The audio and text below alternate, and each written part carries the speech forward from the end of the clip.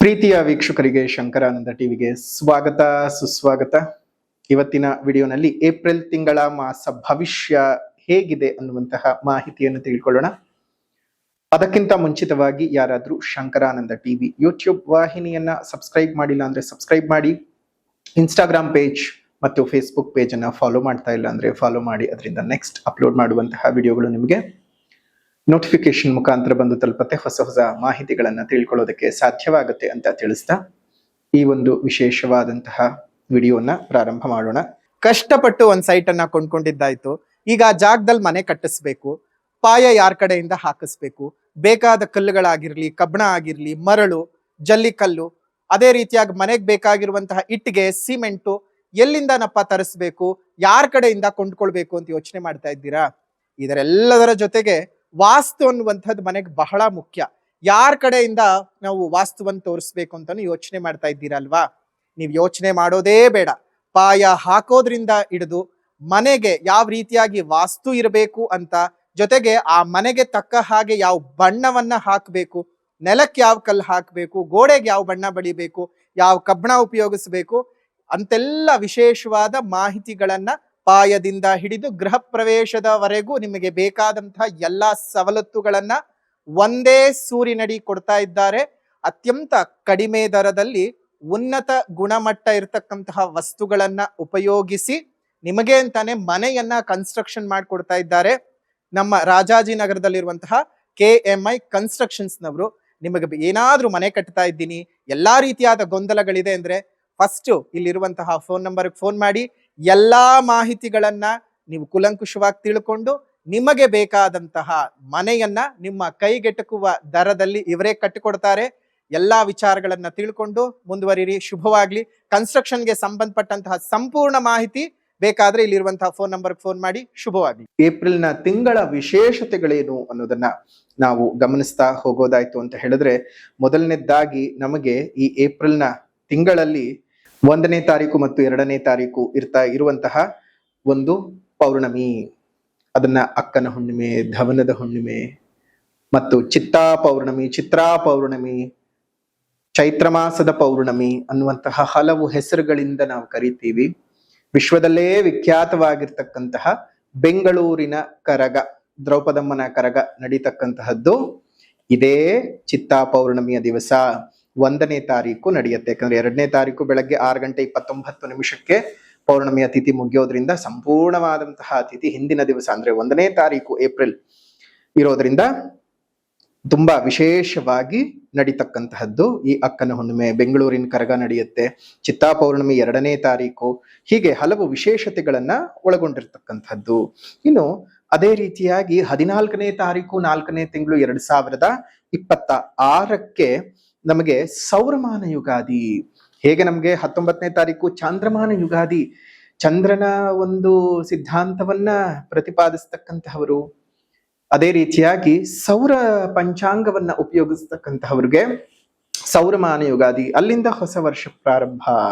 ಈ ಸೌರಮಾನ ಯುಗಾದಿಯನ್ನ ನಮ್ಮ ತಮಿಳುನಾಡಿನ ಭಾಗದಲ್ಲಿ, ನಮ್ಮ ಕರ್ನಾಟಕದ ಕರಾವಳಿ ಭಾಗಗಳಲ್ಲೆಲ್ಲ ಆಲ್ಮೋಸ್ಟ್ ಈ ಸೌರ ಪಂಚಾಂಗವನ್ನೇ ಉಪಯೋಗಿಸೋದ್ರಿಂದ ಸೌರಮಾನ ಯುಗಾದಿ. ಚಂದ್ರನ ಸಿದ್ಧಾಂತವನ್ನ ಇಟ್ಟುಕೊಂಡು, ಚಂದ್ರನ ಆಧಾರದಲ್ಲಿ ನಾವು ಮಾಡ್ತಕ್ಕಂತಹ ಚಾಂದ್ರಮಾನ ಯುಗಾದಿ. ಅದೇ ರೀತಿಯಾಗಿ ಸೂರ್ಯನನ್ನ ಆಧಾರವಾಗಿ ಇಟ್ಕೊಂಡು ಅವನ ಚಲನವಲನಗಳನ್ನ ಇಟ್ಕೊಂಡು ಮಾಡ್ತಕ್ಕಂತಹ ಸೌರಮಾನ ಯುಗಾದಿ. ಇನ್ನು ಅದೇ ರೀತಿಯಾಗಿ ನೋಡಬಹುದು 17ನೇ ತಾರೀಕು 4ನೇ ತಿಂಗಳು 2026 ಅಕ್ಷಯ ತದಿಗೆ ಅಮಾವಾಸ್ಯೆ ಬರ್ತಕ್ಕಂತಹದ್ದು. ಅಕ್ಷಯ ತದಿಗೆ ಅಮಾವಾಸ್ಯೆ, ಅಕ್ಷಯ ತದಿಗೆ ಬರೋದಕ್ಕೆ ಹಿಂದಿನ ಅಮಾವಾಸ್ಯೆಯನ್ನ ಅಕ್ಷಯ ತದಿಗೆ ಅಮಾವಾಸ್ಯೆ ಅಂತಾನು ಕರಿತೀವಿ. ಜೊತೆಗೆ ಇದು ಚೈತ್ರ ಮಾಸದ ನಮ್ಮ ವರ್ಷದ ಮೊದಲನೇ ಅಮಾವಾಸ್ಯೆಯೂ ಹೌದು. ಹೇಗೆ ಪಾಠ್ಯದಿಂದ ನಮಗೆ ಹೊಸ ವರ್ಷ ಶುರುವಾಗಿದ್ದು ಚೈತ್ರ ಅಮಾವಾಸ್ಯೆಯ ಪರ್ವಕಾಲ, ಅದೇ ರೀತಿಯಾಗಿ ನಮಗೆ 19ನೇ ತಾರೀಕು ಭಾನುವಾರದ ದಿವಸ ಪರಶುರಾಮ ಜಯಂತಿ ಇರುತ್ತೆ. ಅದೇ ರೀತಿಯಾಗಿ 20ನೇ ತಾರೀಕಿನ ದಿವಸ ಅಕ್ಷಯ ತದಿಗೆ. ಎಲ್ಲರೂ ಅಂದ್ಕೊಂಡಿರ್ತಾರೆ ಅವತ್ತು ಚಿನ್ನ ಕೊಂಡ್ಕೋಬೇಕು ಅಂತ. ಖಂಡಿತ ಆ ರೀತಿಯಾಗಿ ಯಾರು ಹೋಗಬೇಡಿ. ಅಕ್ಷಯ ತದಿಗೆ ದಿವಸ ಚಿನ್ನ ತಗೊಂಡ್ರೆ ಚಿನ್ನ ಅಕ್ಷಯವಾಗತ್ತೆ ಅಂತ ಅಂದ್ಕೊಳ್ತೀರಲ್ಲ, ಖಂಡಿತ ತಪ್ಪು ಕಲ್ಪನೆ. ಆ ತಪ್ಪು ಕಲ್ಪನೆಯಿಂದ ಮೊದಲು ನೀವೆಲ್ಲರೂ ಆಚೆ ಬರಬೇಕು. ಅಕ್ಷಯ ತದಿಗೆ ದಿವಸ ಚಿನ್ನ ತಗೋಬೇಕು, ಬೆಳ್ಳಿ ತಗೋಬೇಕು, ಒಡವೆ ವಸ್ತ್ರಗಳು ತಗೋಬೇಕು, ಆ ತರದ್ ಯಾವುದು ಇಲ್ಲ. ನಿಮ್ಮಿಂದ ಮಾರೋರ್ಗ್ ಅನುಕೂಲವಾಗತ್ತೆ ಹೊರತು ನಿಮಗೇನ್ ಅನುಕೂಲವಾಗತ್ತೆ ಅನ್ನೋದು ನೀವೇ ಚಿಂತನೆ ಮಾಡ್ಕೋಬೇಕು. ಅಕ್ಷಯ ತದಿಗೆ ದಿವಸ ದಿನ ಚೆನ್ನಾಗಿರುತ್ತೆ ಕೊಂಡ್ಕೊಳ್ಳೋದಕ್ಕೆ. ನಿಮ್ ಹತ್ರ ಆರ್ಥಿಕ ಸಂಪನ್ಮೂಲ ಏನಾದ್ರೂ ಇತ್ತು ಅಂದ್ರೆ ತಗೊಳ್ಳಿ ಅಷ್ಟೇ. ಸಾಲ ಸೋಲ ಮಾಡಿ ಅದಕ್ಕೋಸ್ಕರನೇ ಒಂದು ತಗೊಳ್ಳುವಂತಹದ್ದು ಬಹಳ ತಪ್ಪಿನ ವಿಚಾರ. ಹಾಗಾಗಿ ಜಾಗ್ರತೆ.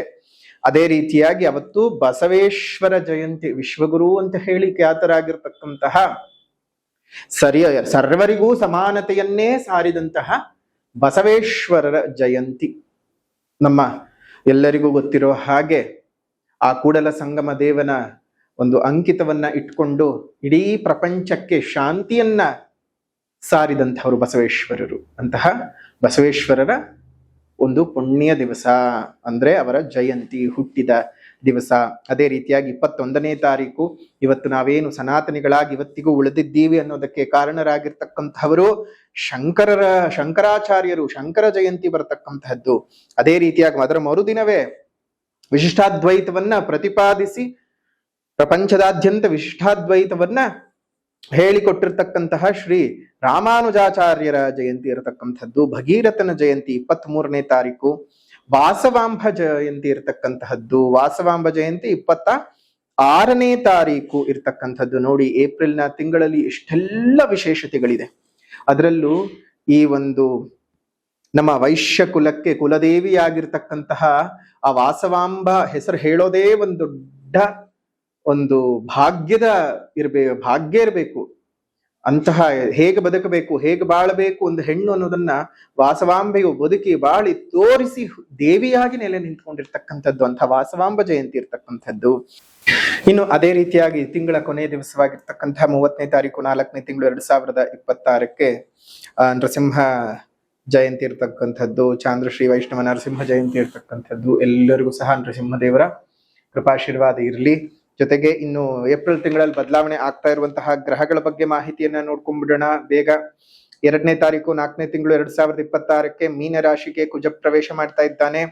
ಅದೇ ರೀತಿಯಾಗಿ 10ನೇ ತಾರೀಕು 4ನೇ ತಿಂಗಳು 2026ಕ್ಕೆ ಮೀನ ರಾಶಿಗೆ ಬುಧ ಪ್ರವೇಶ ಮಾಡ್ತಾ ಇದ್ದಾನೆ. ಇನ್ನು 14ನೇ ತಾರೀಕು 4ನೇ ತಿಂಗಳು 2026ಕ್ಕೆ ಮೇಷರಾಶಿಗೆ ತನ್ನ ಉಚ್ಚ ಸ್ಥಾನವಾಗಿರ್ತಕ್ಕಂತಹ ಮೇಷರಾಶಿಗೆ ರವಿಯು ಪ್ರವೇಶ ಮಾಡ್ತಾ ಇದ್ದಾನೆ. ಅದೇ ರೀತಿಯಾಗಿ 19ನೇ ತಾರೀಕು 4ನೇ ತಿಂಗಳು 2026ಕ್ಕೆ ವೃಷಭ ರಾಶಿಗೆ ಶುಕ್ರ ಪ್ರವೇಶ ಮಾಡಿದ್ರೆ 30ನೇ ತಾರೀಕು 4ನೇ ತಿಂಗಳು 2026ಕ್ಕೆ ಮೇಷರಾಶಿಗೆ ಬುಧ ಪ್ರವೇಶ ಮಾಡ್ತಾ ಇದ್ದಾನೆ. ಇಷ್ಟು ಗ್ರಹದ ಸಂಚಾರದ ಫಲಗಳು ಯಾವ ರೀತಿಯಾದಂತಹ ಫಲಾನುಫಲಗಳನ್ನ ಏಪ್ರಿಲ್ನ ಮಾಸ ಭವಿಷ್ಯದಲ್ಲಿ ಸೂಚಿಸ್ತಾ ಇದೆ ಅನ್ನೋದನ್ನ ಈಗ ಗಮನಿಸೋಣ. ಮೇಷರಾಶಿಯವರಿಗೆ ಯಾವ ರೀತಿಯಾಗಿರ್ತಕ್ಕಂತಹ ಫಲಾನುಫಲಗಳಿದೆ ಅನ್ನೋದನ್ನ ಈಗ ಗಮನಿಸೋದಾಯ್ತು ಅಂತ ಹೇಳಿದ್ರೆ, ನೋಡಿ, ಮೇಷರಾಶಿ ನಿಮ್ಮ ರಾಶಿಯಾಧಿಪತಿಯಾಗಿರತಕ್ಕಂತಹ ಕುಜನು ಶನಿಯೊಟ್ಟಿಗೆ 12ನೇ ಮನೆಯಲ್ಲಿ ಇರೋದ್ರಿಂದಾಗಿ ನಿಮಗೆ ಇದ್ದಕ್ಕಿದ್ದ ಹಾಗೆ ದೇಹದಲ್ಲಿ ವಿಪರೀತವಾಗಿರ್ತಕ್ಕಂತಹ ಅನಾರೋಗ್ಯಗಳು ಉಂಟಾಗ್ತಕ್ಕಂತಹದ್ದು ಮತ್ತು ದೇಹದ ಉಷ್ಣತೆ, ಅಧಿಕ ಉಷ್ಣತೆಗಳಾಗುವಂತಹದ್ದು, ಜಲದೋಷಗಳು ಜಾಸ್ತಿ ಆಗ್ತಕ್ಕಂತಹದ್ದು, ವಿಪರೀತವಾಗಿರ್ತಕ್ಕಂತಹ ಸ್ಲೀಪಿಂಗ್ ಡಿಸಾರ್ಡರ್ಗಳು ಬರ್ತಕ್ಕಂತಹದ್ದು, ಮನಸ್ಸಿಗೆ ನೆಮ್ಮದಿ ಇಲ್ಲದೆ ಇರುವ ಹಾಗೆ ಆಗುವಂಥದ್ದು, ಕೆಲಸ ಕಾರ್ಯಗಳಲ್ಲಿ ವಿಘ್ನಗಳಾಗುತ್ತವೆ, ಮನಸ್ಸಿಗೆ ಪ್ರಶಾಂತತೆ ಇಲ್ಲದ ಪರಿಸ್ಥಿತಿಯು ನಿಮಗೆ ಬರುತ್ತೆ. ಆದ್ರೆ ನಿಮ್ಗೆ ಅದೃಷ್ಟ ಏನಪ್ಪಾ ಅಂತ ಹೇಳಿದ್ರೆ, ಹಣಕಾಸಿನ ವಿಚಾರದಲ್ಲಿ ಏನು ತೊಂದರೆ ಆಗಲ್ಲ. ಹಣಕಾಸಿನ ವಿಚಾರಗಳು ನಿಮಗೆ ಬಹಳ ಲಾಭದಾಯಕವಾಗಿಯೇ ಕಂಡು ಬರುತ್ತೆ. ಹಣದ ಒಳಹರಿವು ಚೆನ್ನಾಗಿರುತ್ತೆ, ಉಳಿಸ್ಕೊಳ್ಳೋದು ಚೆನ್ನಾಗಿರುತ್ತೆ, ಬ್ಯಾಂಕ್ ಬ್ಯಾಲೆನ್ಸ್ ಚೆನ್ನಾಗಿ ಆಗ್ತಾ ಹೋಗುತ್ತೆ.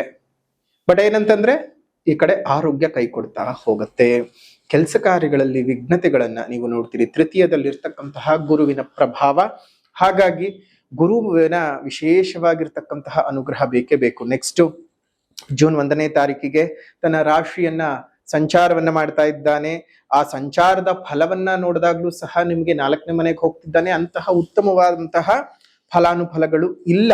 ಹಾಗಾಗಿ ಗುರುಶಾಂತಿಯನ್ನ ಮಾಡೋದನ್ನ ಮರೆಯಕ್ ಹೋಗೋದು ಬೇಡ. ಮೇಷರಾಶಿಯವರು ಗುರುಶಾಂತಿಯನ್ನ ಒಂದು ಮೇ ತಿಂಗಳ ಒಂದು ವಿಶೇಷವಾದಂತಹ 31ನೇ ತಾರೀಕು ಭಾನುವಾರದ ದಿವಸ ಗುರು ಮಹಾಯಾಗವನ್ನ ಏರ್ಪಾಟು ಮಾಡಿದ್ದೇವೆ. ಆ ಗುರು ಮಹಾಯಾಗದಿಂದ ಗುರುವಿನಿಂದ ಅನುಗ್ರಹಕ್ಕೆ ಬೇಕಾಗಿರತಕ್ಕಂತಹ ವಿಶೇಷವಾದಂತಹ ಒಂದು ಗುರುಬಲ ಇದ್ರೆ ನಮ್ಗೇನೇನಾಗತ್ತೆ, ಮದುವೆ ಆಗಿರ್ಬಹುದು, ಕೆಲಸ ಕಾರ್ಯಗಳಲ್ಲಿ ಪ್ರಗತಿ ಆಗಿದ್ದಿರಬಹುದು, ಮತ್ತು ಏನಾದ್ರೂ ಹೊಸ ವಾಹನಗಳನ್ನು ತಗೊಳ್ಳೋದಾಗ್ಲಿ, ಸೈಟು, ಮನೆ ಕಟ್ಟಿಸ್ಬೇಕು, ಅಥವಾ ಮನೆಯಲ್ಲಿ ಮಕ್ಕಳ ಒಂದು ಅಭಿವೃದ್ಧಿಗಳಾಗಬೇಕು, ಸಂತಾನ ಪ್ರಾಪ್ತಿ ಆಗ್ಬೇಕು, ವಿದ್ಯಾಭ್ಯಾಸ ಚೆನ್ನಾಗಿರ್ಬೇಕು, ವಿದೇಶ ಪ್ರಯಾಣವಾಗಬೇಕು, ನಮಗ್ ಜೀವನದಲ್ಲಿ ಮಂಗಳ ಕಾರ್ಯಗಳು ನಡೀತಾ ಇರಬೇಕು ಅಂತಂದ್ರೆ ಗುರುವಿನ ಅನುಗ್ರಹ ಬೇಕೇ ಬೇಕು. ಈ ಕಳೆದ 1 ವರ್ಷದಿಂದ ಗುರುವಿನ ಅನುಗ್ರಹವನ್ನು ಕಳ್ಕೊಂಡಿದ್ದೀರಿ. ಮುಂದಿನ ವರ್ಷಕ್ಕೂ ಸಹ ಅಂದ್ರೆ ಈಗ ಬರ್ತಕ್ಕಂತಹ ಪರಾಭವನ ಸಂವತ್ಸರದಲ್ಲೂ ನಿಮ್ಗೆ ಗುರುವಿನ ಅನುಗ್ರಹ ವಿಶೇಷವಾಗಿ ಇಲ್ಲದೆ ಇರೋ ಕಾರಣ 31ನೇ ತಾರೀಕು 5ನೇ ತಿಂಗಳು 2026ಕ್ಕೆ ಗುರು ಮಹಾಯಾಗವನ್ನ ಏರ್ಪಾಟ್ ಮಾಡಿದ್ದೀವಿ. ಆ ಗುರು ಮಹಾಯಾಗದಲ್ಲಿ ಬಂದು ಪಾಲ್ಗೊಳ್ಳಿ. ಗುರುವಿಂದು ಬೃಹಸ್ಪತಿ ಒಂದು ಚಕ್ರವನ್ನ ಕೊಡ್ತೇವೆ. ಬೃಹಸ್ಪತಿಯನ್ನ ಚಕ್ರವನ್ನ ದೇಹದಲ್ಲಿ ಧರಿಸೋದು ಮತ್ತು ಅಕ್ಷತ ಪ್ರಸಾದವನ್ನ ನೀವು ಯಾವಾಗ್ಲೂ ನಿಮ್ಮ ದೇವರ ಮನೆಯಲ್ಲಿ ಮತ್ತು ನಿಮ್ಮ ಪಾಕೆಟ್ ನಲ್ಲಿ ಸ್ವಲ್ಪ ಇಟ್ಕೊಂಡಿರೋದ್ರಿಂದ ನಿಮಗೆ ಗುರುವಿನ ಶ್ರೀರಕ್ಷೆಯು ಸಹ ಸಿಕ್ಕ ಹಾಗಾಗತ್ತೆ. ಆ ಬೃಹಸ್ಪತಿ ಕವಚವನ್ನ ನಿಮ್ಮ ದೇಹದಲ್ಲಿ ಧರಿಸ್ಕೊಳ್ತಾ ಬನ್ನಿ. ಅದೇ ರೀತಿಯಾಗಿ ಇದಕ್ಕೆ ಆಗ್ತಕ್ಕಂತಹದ್ದು 800 ರೂಪಾಯಿಗಳು ಒಬ್ಬರಿಗೆ. ಅದೇ ರೀತಿಯಾಗಿ ಶನಿಯ ವಿಶೇಷವಾದಂತಹ ಸೌಕರ್ಯವೂ ಸಹ ನಿಮಗ್ ಬೇಕು. ಈಗಾಗ್ಲೇ 7.5 ಶನಿ ಎಲ್ಲ ನಡೀತಾ ಇದೆ. ತುಂಬಾ ಅನಾನುಕೂಲತೆಗಳು ಉಂಟಾಗ್ತಾ ಇರತಕ್ಕಂಥದ್ದು 7.5 ಶನಿಯಿಂದ. ಸೊ ಹಾಗಾಗಿ 7.5 ತುಂಬಾ ಹಿಂಸೆಯನ್ನೆಲ್ಲ ಅನುಭವಿಸ್ತಾ